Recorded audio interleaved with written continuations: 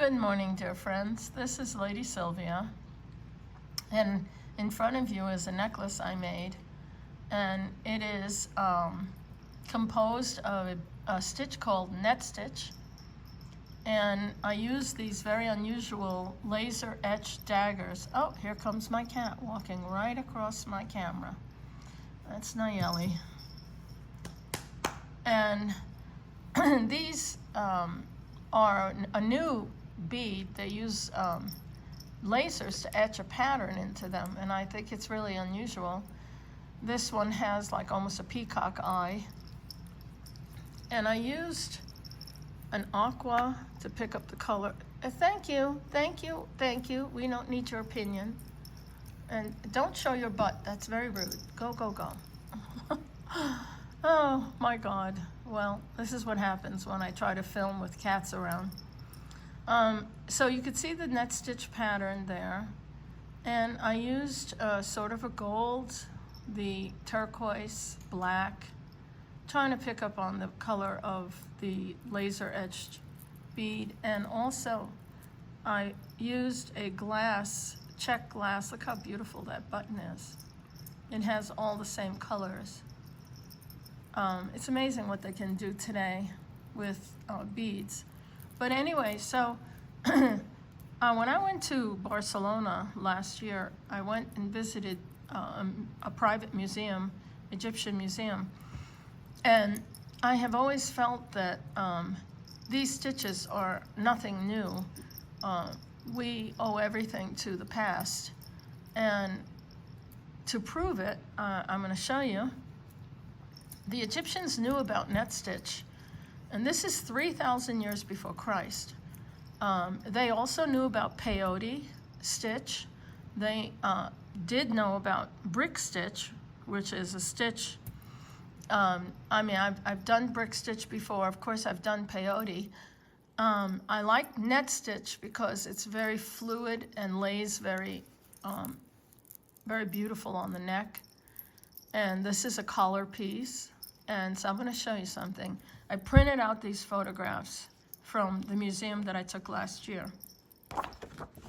And I'm going to show you. You see that? So these beads are like a bugle bead. I wish I had a bugle to show you. But anyway, bugles are a narrow, thin bead. They're mostly glass. But what you're looking at is faience, and faience is a clay. They didn't have that glass 3,000 years before Christ. They didn't have that. So this is actually clay that they rolled out. They put a tiny, probably inserted a tiny reed through the center when they baked it. And faience generally has a lead glaze on it. I don't know that these have the glaze. They look pretty matte to me. But believe it or not, imagine. This is faience clay, all made into a collar necklace. And this is in that museum in Barcelona. Absolutely amazing. I was stunned. In all the museums that I've visited, I've not seen a lot of the recreation of the jewelry, like in the Metropolitan Museum of Art in New York City. And when I went to see the Tutankhamun exhibit in Chicago, I remember many years ago, I don't recall a lot of the jewelry piece. Well, of course they showed the gold, you know, gold doesn't tarnish, it doesn't, you know, it doesn't fade away. But with these things, the threads, you know, of course, this is linen, and it rotted away, but the pattern is left. So they were able to recreate it according to the pattern. I'm amazed by that, but I want to show you also too. Here's another. Well, here's the picture from a distance. So the women back then, you know, it's 100 million degrees in Egypt, and so they would wear a light linen type of overdress. This is the wealthy women. And then on top of that, as a decoration, they would wear a beaded dress like this. A very light, you know, pattern. And this is This is all net stitch, except in this area here. So this is peyote stitch, and then this looks very much like brick stitch. This is the symbol of Ra, the sun god. He is represented as a scarab beetle. And it may sound weird to you, but not to the Egyptians. They observed that the scarab beetle rolls a ball of dung, poop, crazy as it may sound. He rolls it across the sand, and they observed that they felt that the god Ra rolls the sun across the sky in a similar way. And so he rolls it across the desert, and when it comes to the end, it's nighttime. He rolls it back across, it's daytime. And so Ra was worshipped as the sun god, and his symbol, eternity and power, was the scarab beetle. As you will find in many jewelry, the scarab beetle still today is a powerful symbol, and is in Egyptian revival jewelry. It's in all kinds of stuff. So here you see the net stitch, and these beads, I believe, look like glass. So this might be a modern recreation of the pattern, because they didn't have glass back then. They didn't have the glass beads. But they redid it exactly to the pattern that was found. This is absolutely stunning. And so this is a bib dress that would fall. Notice it falls across where the breasts would be. And I'm just amazed. And I'll show you a close-up pattern. Hang on. So I zoomed it in to show you. Take a load of that. So you see, these are faience beads, the clay beads. Look at this. Now, this may be faience. The whole thing is round beads, bugle beads. These look like size 11, but they are clay beads. They didn't have glass. So even if they did use glass, this is the pattern that the beads were found in. It's absolutely amazing. So here, this does look like clay round beads, number 11, and the blue faience, which they use that color because turquoise was very, very scarce, and only royalty wore turquoise. So this obviously was a cover dress for a very wealthy and powerful, possibly one of the wives of the pharaoh. And you see the pale green color, and then the darker blue. Absolutely stunning. You know, I'm gonna be honest, this is not easy to do. But imagine they had these, look at this weave, this pattern. I'm totally, as someone who does beadwork all day long for over 20 years now, I'm just amazed. You're staring at something that's more than 3,000 years before Christ. That, to me, is mind-blowing. Let me see what it says here.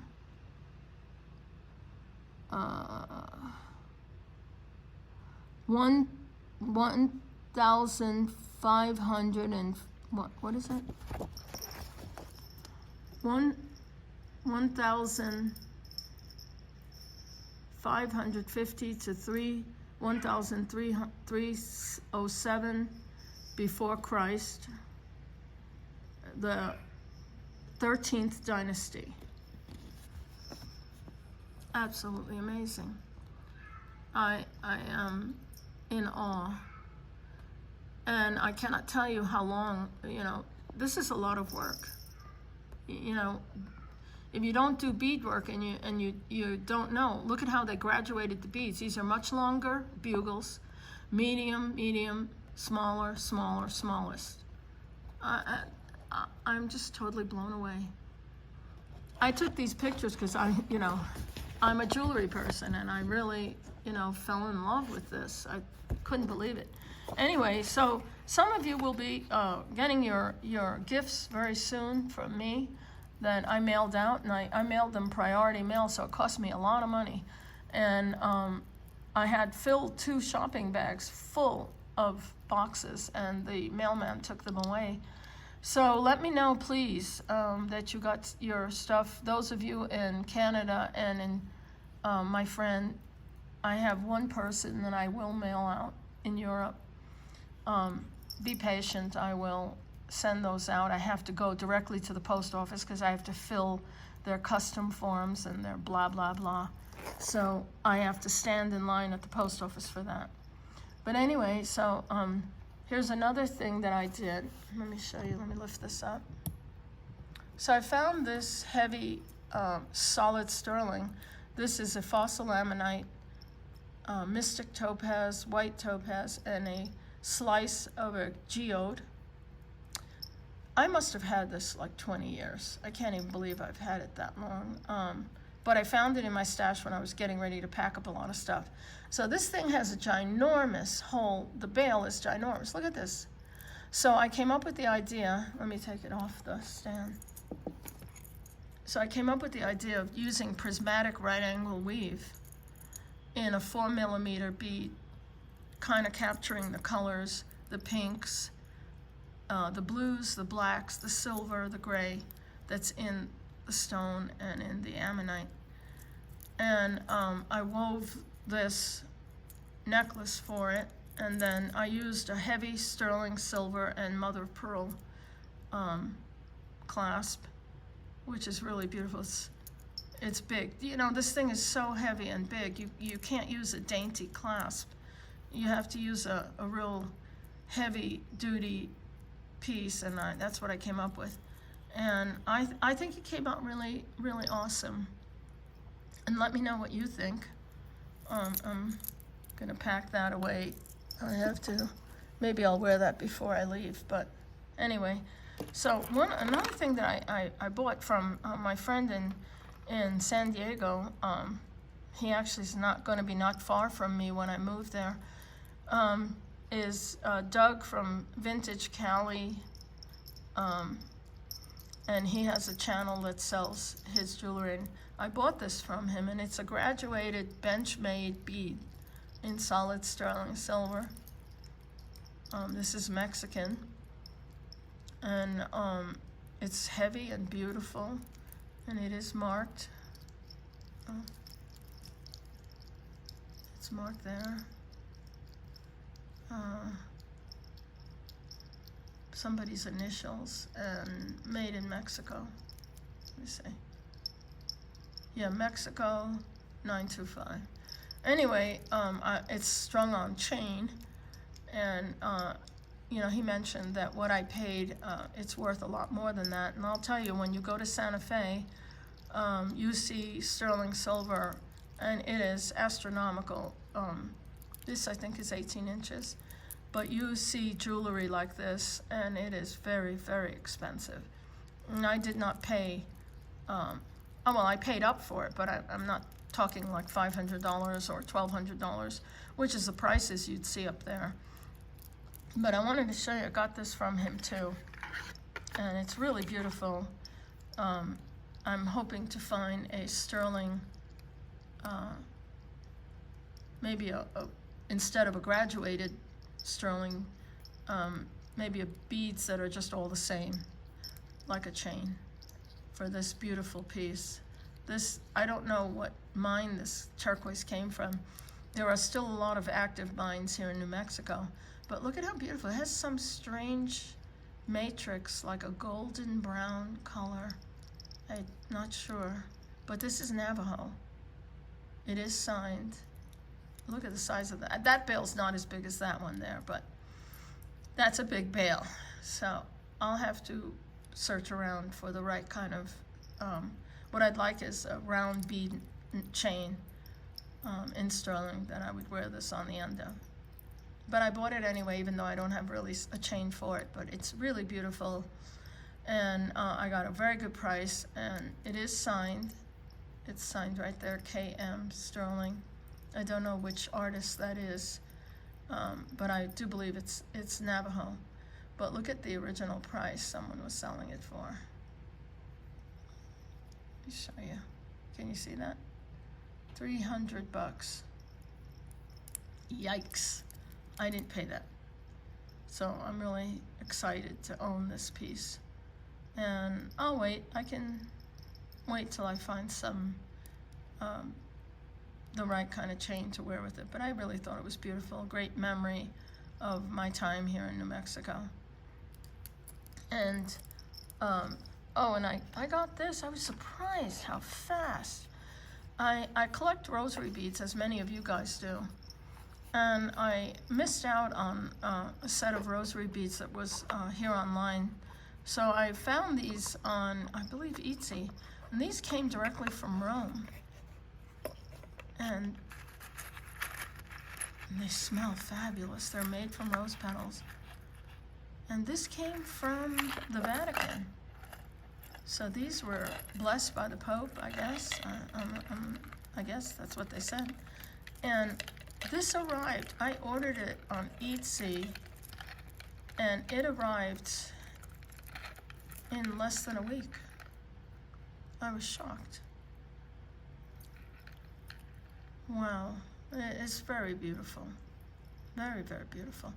And the smell is so strong. And the little roses on the stations. It is really beautiful. So that arrived, and I was really surprised how quick. But anyway, that's gonna go in my rosary collection. I think I might keep it in that box. So my friends, I want to just say hello to you. I thought I'd come on and have a cup of coffee with you guys and just talk about the latest things. And I thought I'd share with you about that that amazing stuff from Egypt. And I hope you guys enjoy. Those of you who wrote me, enjoy your gifts, and please let me know that they arrive safely. Thanks so much. God bless you all. Bye-bye.